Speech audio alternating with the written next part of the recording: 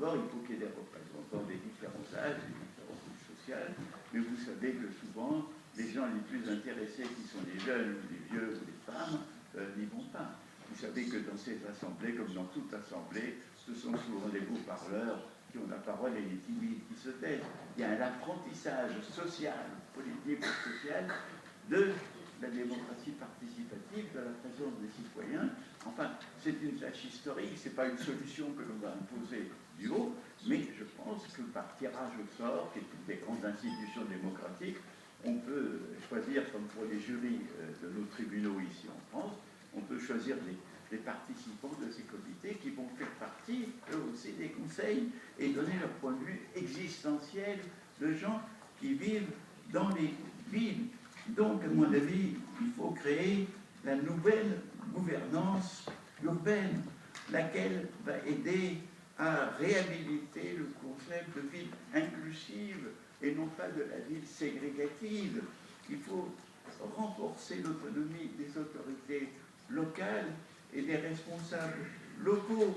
Et donc, là aussi, il y a décentralisation et démocratisation appropriée. Et quand on a lutte contre la pauvreté urbaine, là aussi, c'est une lutte qui relève d'une politique beaucoup plus générale, car il est évident que l'extension du chômage est un phénomène urbain, mais qui a des causes non strictement liées à la ville, mais je dirais à des problèmes économiques fondamentaux que trouve une société.